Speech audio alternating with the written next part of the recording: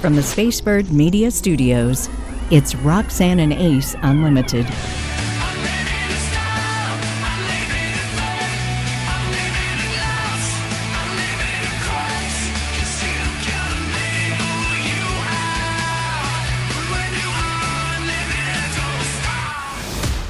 Well, welcome back. It's Roxanne and Ace Unlimited. So excited. This is kind of a fun-filled week. We've got Lent. We've got Valentine's for you and I, anniversaries. Like, it's just all kinds of things. So we're looking forward to celebrating with you. Thanks to My Brother's Cup and Birmingham Mortgage Group. Roxanne, how are you? I am fantastical. Good to see you. When you think that this Super Bowl was as watched as the Mooner landing, Yep. like the biggest ever ratings of anything at any time, that's how big this Chiefs win was. Yep. Huge. It was a great game. Like I will say, even start to finish, there was I wasn't offended by commercials. I felt like the halftime show kind of stayed in its lane. I did kind of laugh and compare it to the final scene in Xanadu with all the roller skating. Yeah, it's like So Xanadu. yeah, so I was like, "Where's Olivia? We need her to come back." But Usher did a great job. You know, I think it was America's Super Bowl. Like everybody was really just in good spirits about it. And the biggest of all of it, you know, and we even used it as our meme for the week too. But the whole moment with Coach Reed and Travis Kelce, like that, you know, moment of them on the field, you know, has gone viral. But I love that Travis outed himself. He's like, Coach tried to protect me in the press conference, but he goes, I was out of line. He goes, I was totally not in a good headspace. I wasn't playing well, and I took it out on him. And it wasn't his fault that I wasn't playing well. So I love that he owned it, because, you know, when you see a player in the midst of that, because even people are like, well, Taylor needs to take notice because if he's got a temper, and I'm like, hang on, it's football, man. There's a lot of emotions and hormones and things going on, and people are bumping into each other. Like, relax. So out of all of that, I love that moment, because it was such, like, next to them winning, it was the next trendable topic, and he owned it. And that says a lot about him as a man. Well, it was fun to see him get that victory. It got off to a rough start, but sorry, 49ers fans. The commercials, you know, a few of them made me laugh out loud. That hasn't happened Yeah. for a while, but I'm the only one who likes the Etsy commercial about France, how we send them a cheese board and there's a mime there. That made me laugh out loud. Yeah. And I also loved, and I think I'm the only one that loved this, the Bet MGM, where you had Vince Vaughn, who was just phenomenal, and Tom Brady. That made me laugh out loud. Yeah. How about you? What were your favorites? Well, the Dung Kings with Ben Affleck, the J-Lo, that whole thing, because when she looks at him and goes, we talked about this. Like, as a husband, I could relate to that moment, right? But I will say, out of all of them, the one of He's With Us, the one of Jesus washing the feet, that one really touched me. I thought that was great to see. But the one that did make me laugh out loud was the M&M's commercial, where they were talking about making rings for almost winners, and they made it out of peanut butter, and it's made with the breath of almost champions. That, just because that's how sick and twisted my humor is, and it was right in my wheelhouse, and it was like one of the first commercials. I'm like, this is great, you know, and for celebrities to not take themselves so serious that they can't laugh about, you know, because even Scarlett Johansson was in the commercial, and they're like, you're not an athlete. She goes, yeah, but I missed out on 2 Emmys or Oscars or whatever it was. So she even had some fun with it. But it just overall a great experience. And I love that, even, you know, like the conversations trending of people, you know, online, were, you know, not a whole lot of smack talk. I mean, there's the haters of, you know, that the NFL's rigged and, you know, blah, blah, blah, whatever. Who cares? It's entertainment. That's what it's there for. And let it be that for that purpose. It was an enjoyable experience for sure. Now, things happening earlier in the day, it was like a little crazy. Here locally, the biggest church in Alabama, there's a 17-year-old with a pistol headed into church. Well, that's not going to work. And a volunteer says, hey, you have a pistol. You can't come into church. Turns out the guy's been hauled off. He was wanted, or there's some sort of warrant out for his arrest for capital murder. So they're taking care of that. He never made it in the church, but it's a different story for Joel Osteen and Lakewood Church. And a woman with a big rifle holding on to her own 7-year-old son's hand started shooting people. And, you know, at first the rifle had something about Palestine on it. So they thought it was some sort of outrageous outburst about what's happening in the Middle East. But they say that she has a history of mental health issues. Her neighbors were frightened of her. She died. One man injured. The little boy may not make it. Horrible, horrible. She was shot by off-duty officers that were there for the church, but just terrible. Yeah, praying for the families affected, because, you know, now in this day and age, I remember the first Sunday leading worship at my church, and the first Sunday after a local shooting that happened at an Episcopal church here, that we started locking our doors once everybody was in, right? You know, everyone that you could see, and then the usher kind of just watched for the, you know, latecomers.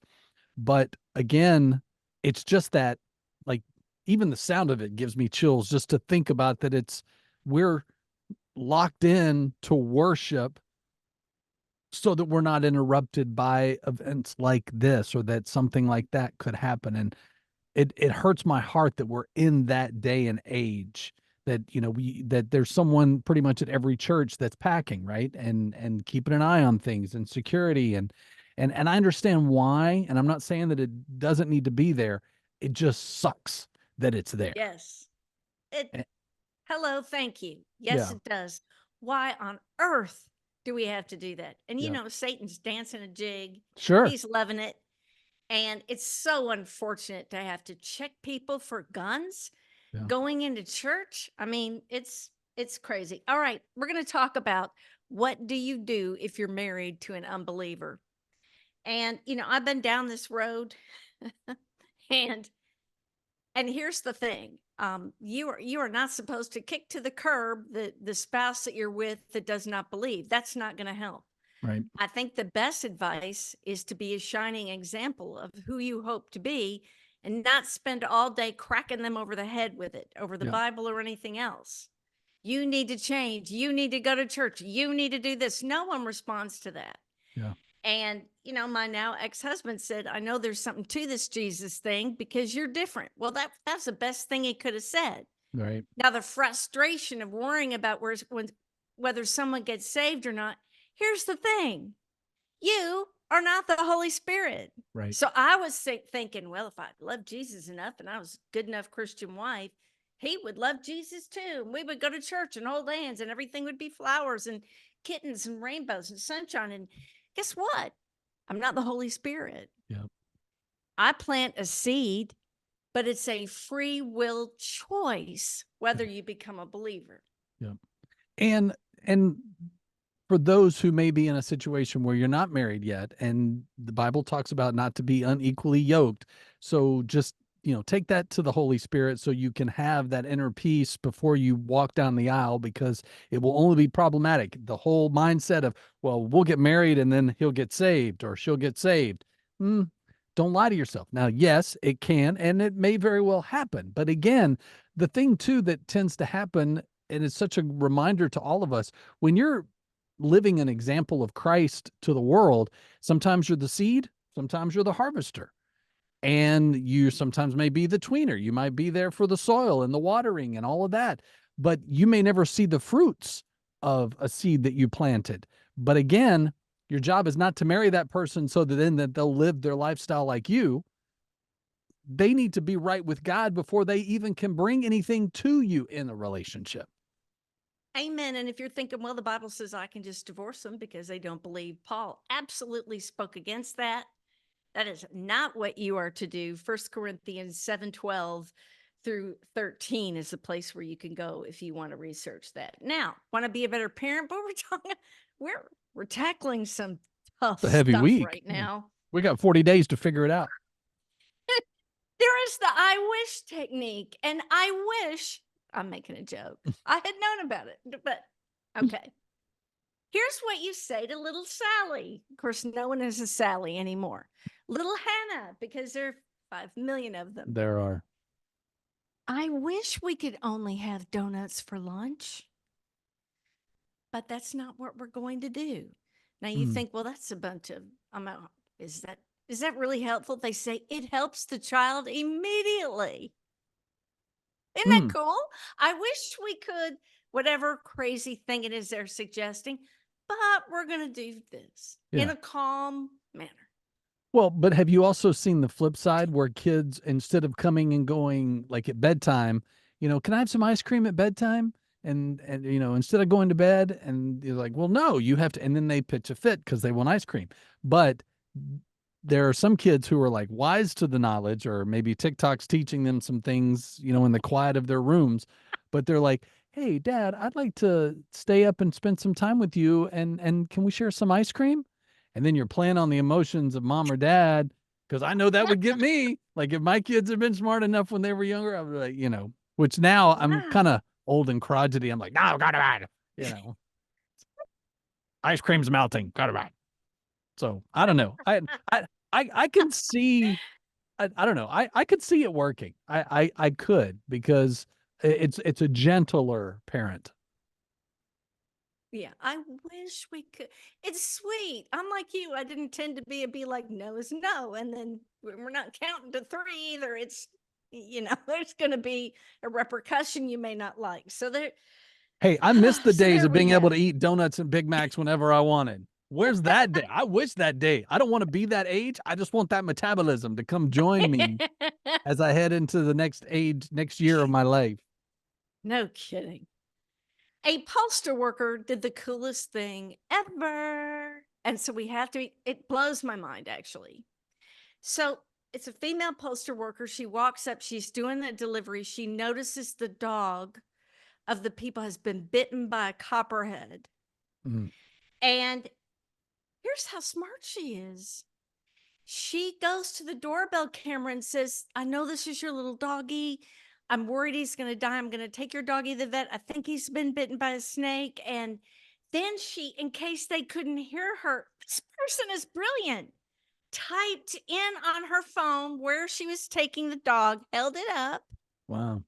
They're blown away. She's been recognized by television crew all over the internet as the most amazing woman. And they say the dog probably wouldn't have died. However, they swell up. I had a dog bitten by a snake once. Yeah. But isn't that just the best thing ever? I love it. And probably before Ring cameras were created, there were probably the occasional moment where these kinds of things occur for postal workers or delivery people. But now that everything is delivered and everything is captured on Ring cameras, you would hope that you would start to see more of these kinds, just to give us that, hey, humanity, not so bad after all. Like they are looking out for everybody, and it's not just here's your package, where's my tip. Or as one delivery guy took the packages mid-lawn and hoisted them full strength onto my porch. Oh my. They went sailing through the air, landed, you could hear the contents crushing. And at the time, Wayne was in cancer treatment. And I opened the door and just started crying. He's like, can I help you? I'm like, you're taking the items that my husband. And Yeah. he was like, ma'am, I'm so sorry. I said, you don't understand. He's sick and you're not taking care. I mean, it was a leap, Yeah. but No. I But don't think in he where was you were in throwing the any of moment, it those makes things sense to me. anymore. Yeah. I think I probably am permanently ingrained somewhere in his brain. Hey, you know what? Sometimes you need someone to just be like that, so that because how many other packages did you save for other people? It's not just driving by your house like, no, you take those. I'm not allowed to go in that neighborhood anymore. But he's respectful in that. And no matter where your home is, it's great to know that you can afford it because of our friend Turan at Birmingham Mortgage Group, now able to help families in Alabama and Florida. He wants to help get you in your dream home this year. One of my girlfriends called me up and said, you were right. He's not only amazing and has gotten me this great rate and has made the process so easy, he prayed with me. Mhm. It was like, whoa, life changing. And I think we're going to be friends from here on out. This is a extremely bright, conscientious, fabulous human being who loves Mhm. the Lord and loves people.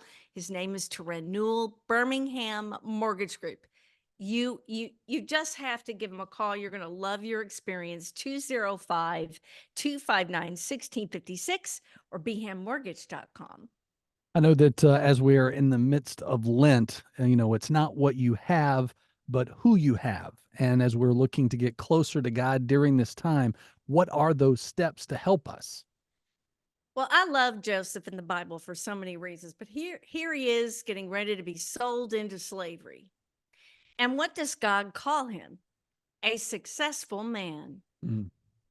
Now, everything in the world tells us we got to have money, the house, we got to drive a really great car, all the things. We got to have a big career, we got to have the trophy wife or the trophy husband, we got to have perfect little children with gleaming white teeth. Yeah. When in reality, what does God look at? The fact that Joseph had nothing materially, but he had everything because the Lord was with him. Mm. And that brings such comfort to me. Yeah. Well, and I think too, as you think about the next 40 days leading up to Easter and the things that you give up and the things that you start doing, I think having a mindset like Joseph when things are coming at you and things are being taken from you because of someone else's agenda and ego and jealousy and all those things, you can't control what's going on around you, but you can give it to God and you can say, okay, well, this is where I'm at. I'm in prison, or I'm in this village, or I'm in this relationship, or whatever, and you're going to serve where you are, because again, serving God in the small moments allows him to know that you're ready when he's going to reward you with those big ones. And so and again, I say this every year, but Lent is not just I did this and I didn't do this for 40 days and now I can go back to doing that and stop doing this. It really is supposed to be a behavioral change. So if there's something about our behavior that the Holy Spirit's been trying to get to us, it's during that 40 days that we can learn, okay, I really do that, don't I? Okay, how can I stop doing those things? And the soul ties to people, places, and things that keep us from God, we want to break those. We want to be more like Joseph. We want to be more like, and again, and I like to bring this up as well, that the men in the Bible or the women in the Bible, they were flawed. They're not these perfect little characters that, made their story into the Bible because they did things right. You hear the good, the bad, and the ugly, and that's us.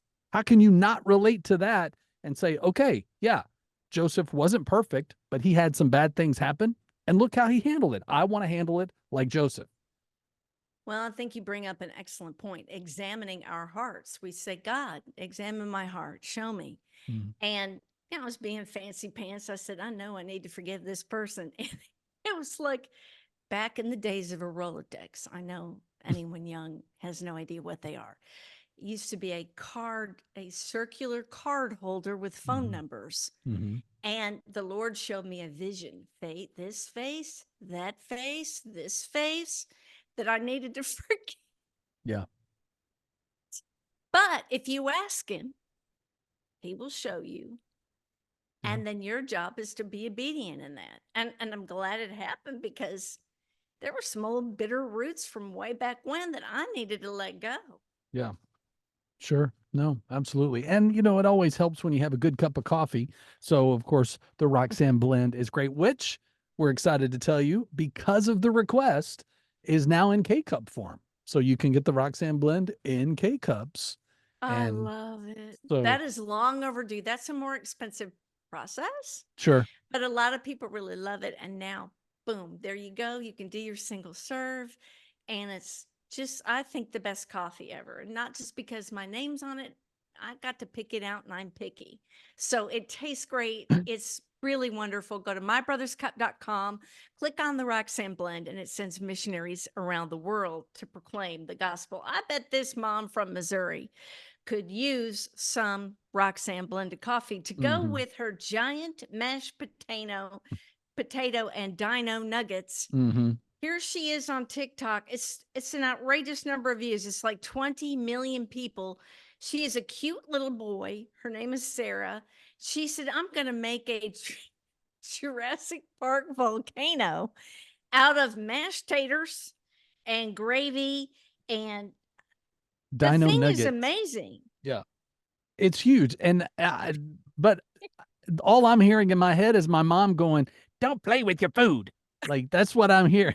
It's like, and here it is, mom setting the tone. All right, everybody, let your dino slide down. Yeah, I just and the Met, like in my head, I'm such a Oh, clean freak. Like the mess of that. Like I see these moms that'll take like a table and they'll just like dump spaghetti and meatballs. All right, guys, fill up your plate. No, like that messes with everything that I stand for. I'm like, everybody gets their portion, and then you go back and get extra. Just can't do it.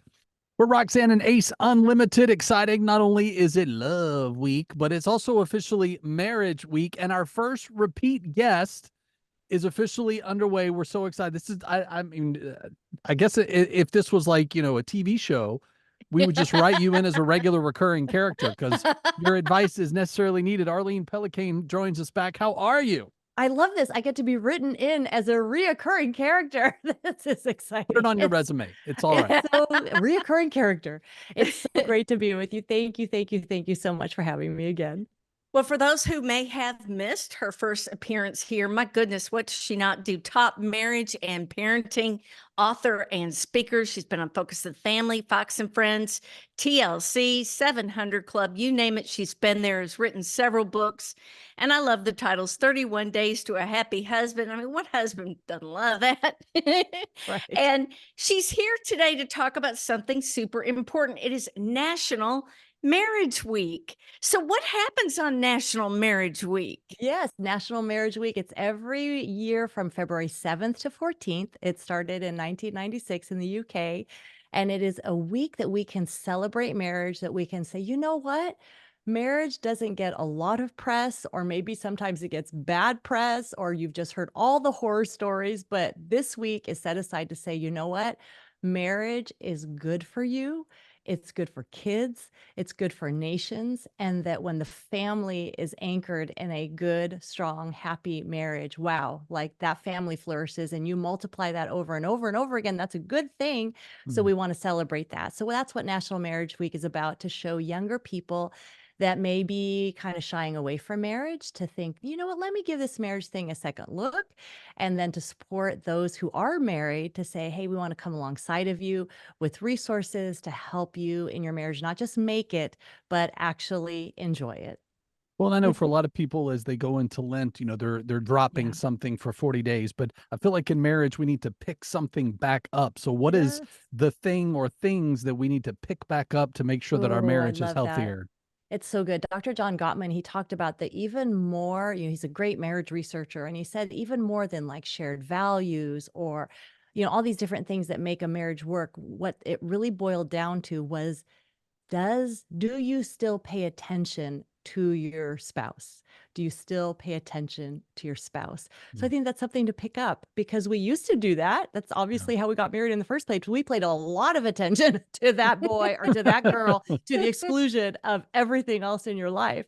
And what Dr. Gottman found was, like, for instance, there was one couple where the husband was talking about that he had just been traveling internationally and he just escaped a coup. And the woman was so bored with it, just like, not even listening.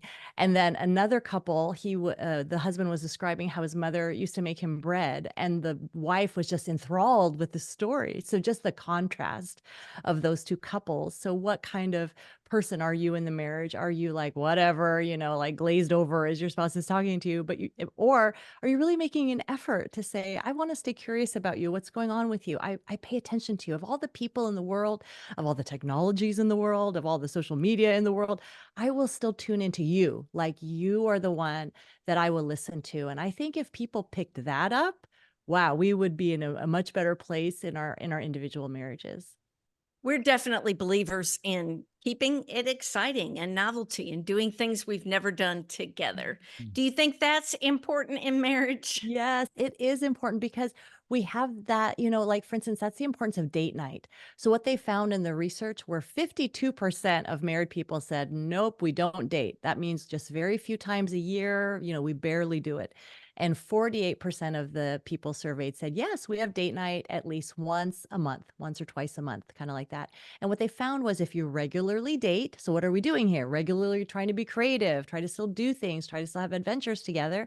Then they found they had a 15% boost in things like overall satisfaction, not likely to divorce, good communication, a good physical intimacy, all those things, they had that boost. And so that creative date night, it can be hard because you're like, we do the same thing all the time. And Mhm. at marriageweek.org, you can download, there is all these creative dates. One of them was like take A to Z and put it on a piece of paper. And this is kind of a project, a long-term project, but A to Z, and think of all the different dates that you could think of with those letters, and go do them. Mhm. It can be as simple as saying, hey, let's see how much can we eat and do on $25. Just trying to think, not much these days, but you could go somewhere. Just think of how can I make this a little bit more novel, and then really the anticipation of the date. That's something special too. And knowing like, okay, on Friday night, I know I'm going to get together. We're going to be able to connect. And being thrifty is a love language. It's not in the book, but Is, isn't it does it? count, It's right? like, babe, you saved me money. Come over here. Yeah, that's right. My wife jokes, she goes, "You got a BOGO on this," and I go, "Yes, but it's a love BOGO." That's right. That's what works. So true. So true. So I know the theme this year is love beyond words. What's the impact that you're hoping Yeah. to have with that mindset for couples? Love beyond words. So just think when you made this vow, in sickness and in health, for richer or for poor, till death do us part. These were not just words. These were, you're going to have the actions and you will live faithfully to your vow. So it's a decision, it's an act of the will, it's commitment. So it's, hey, I'm going to back it up. It's just not just cheap talk. I'm going to back it up. And I like to say, like, as far as I'm concerned in this marriage, I will do my best to never do anything that will cause you to divorce me or need to or anything like that. Make that commitment that I'm going to give a love beyond words, Mm. that I'm going to keep showing up for you. And then it really shows up in the small things and the big things, the small things of like, oh, we're eating a dessert. You have the last bite, dear. To the big things. I just heard of a gentleman who lost his eyesight, and for the last 9 years, his wife, he said, my wife has made sure that I match. My wife has gotten me to all my appointments. She makes sure I'm where I am. And that's love beyond words. So it can be those small things, and then it can be those really big things. But you do see the love beyond words come out when there's difficulty, right? When someone Mm. is sick, when someone is out of work, when someone is down and needs to be lifted up, all those things, it really is a place for the marriage to shine, to say, no matter what happens, I'm going to stick with you and I will express my love beyond words. Arlene, what is research saying about young people and marriage? We have 4 Yes. adult children. I'm going to talk about them now. Oh my One goodness. is married, but the other 3, I mean, wow, we think, Right. is it ever Someday. going to happen? Yes. Okay. Yes. And No. so, and they give different excuses, but so what is up with that? Yeah, it's so true. Like they statistically, like the silent generation, 81% of them got married. The boomers, 61% of them got married. Gen X, 53%. Millennials, 44%. So you see where the numbers are, from 81% of the silent to 44% of millennials. And yes, the marriage rate is down. And researchers project that if it continues in this way, then 1 out of 3 young adults will never marry. 1 out of 3. So it's a really shockingly high number. And you think of that from a pure economic stance of like, where are the workers going to be? Like, what's going to happen if we don't have children? Like, what is going on economically? But then you think we're already lonely. 2 out of 3 young people, when they surveyed 33,000 college students, 2 out of 3 of them said they were lonely. And if you're growing up and right now, maybe it's not in vogue to get married because you think it's, a stress or responsibility, you want to live free, you want to follow your dreams. That sounds really nice when you're 20 and you're 30, but when you're 40, 50, 60, 70, and you're growing up and you have no kin, this is going to be really a big problem. And so I will say, with 3 kids, 2 in high school, 1 in college, they are the joy of my husband and I's life. They bring us so much joy. And for young people today, I think what we need to do is show them, model to them the beauty of marriage, the beauty of not only not being alone, not just the avoidance, like I avoided being alone, but Mm. like the richness of sharing your life with one person, of looking at someone when you're 80 years old and having 50 years of experience between the two of you. And it's really staggeringly beautiful. And so I think young people have been sold a bill of goods that marriage is antiquated and it will take away your freedoms and you'll hate it. When in truth, it's a vehicle where we grow up and we mature and we become much better people, in that Yeah. sense. Now, obviously, if you're single, you can continue to be a much better person as well. But for young people to see that, well, this marriage thing, it is a very good thing. But in social media, what do you see? You don't see married couples so happy or babies. Instead you see the breakups, you see puppies, you don't see babies. You see people loving their work, not loving their spouse, So Yeah. it's being portrayed as something so backward, my word, if you're a woman and you want to have a baby, why would you do that to yourself? When in reality, like, wow, that's like one of the biggest joys you can have. So I think we do need more positive images of that. And that's what National Marriage Week wants to try to help to do as well. So as we talk to our kids, because I know my oldest daughter is at that point with her relationship with her man, and I've heard her Yes. even say, I worry, because her mom and I didn't make it.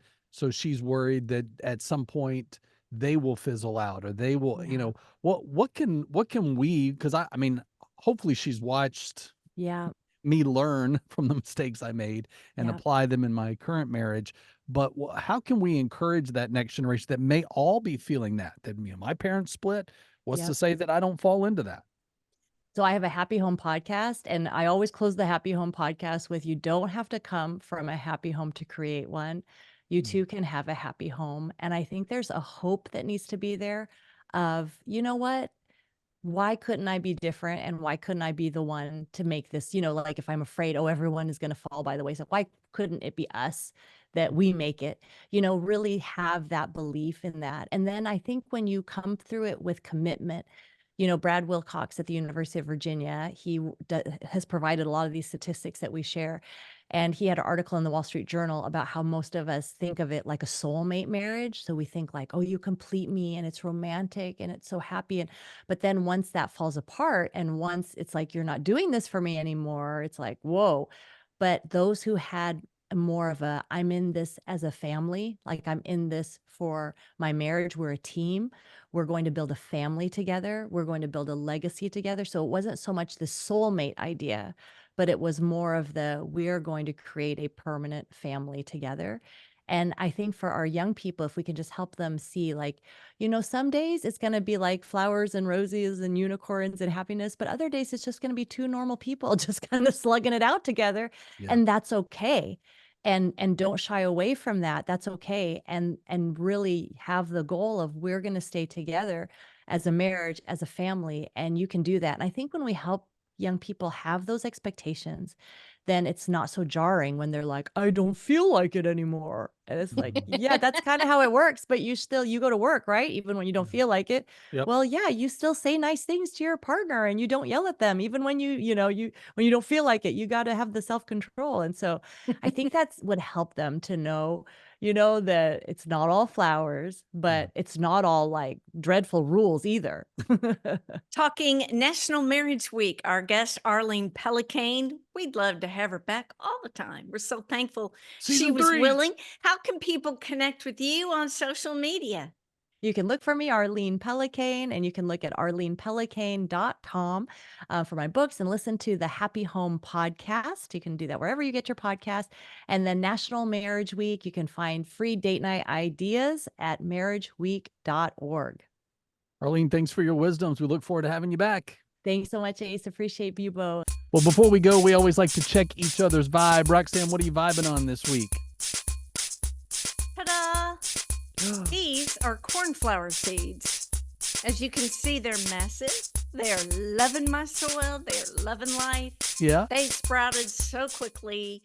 Gardening has become such an obsession that I am learning the life cycle of about, I don't know, 30 different plants that I am raising up from baby form with a grow light Mm. and in the proper seedling soil, mind you, with Yeah. the proper fertilizers, mind you.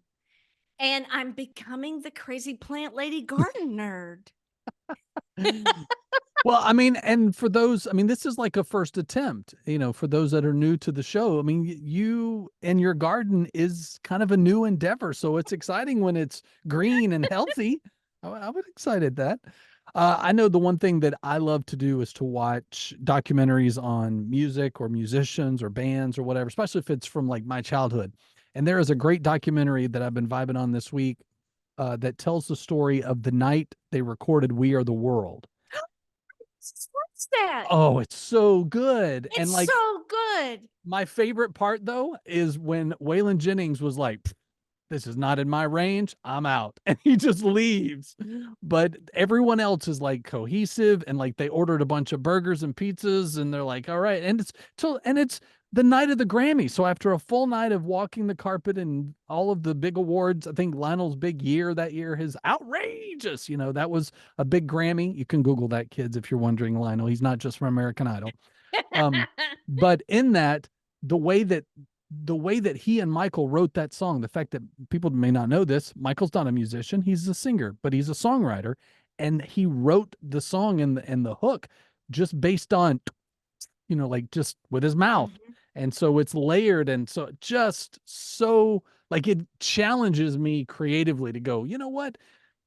Let's collaborate. Let's save the world. I mean, it's one of the most iconic songs anyway, but to watch and see everybody interacting and then to watch them like geek out and like sign each other's sheet music, like, because they're all fans of each other, right? And I fell in love with Huey Lewis because he was so terrified that he would be awful.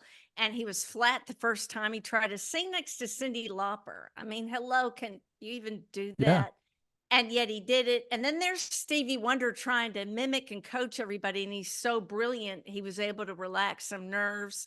And the thing where I cried, though, is in the end when Diana Ross couldn't stop crying because she didn't want it to end. And I looked at Wayne and I said, I'm losing it over that. Because have you ever had a night like that where you knew it was so magical you'd never have it again and you didn't want it to stop?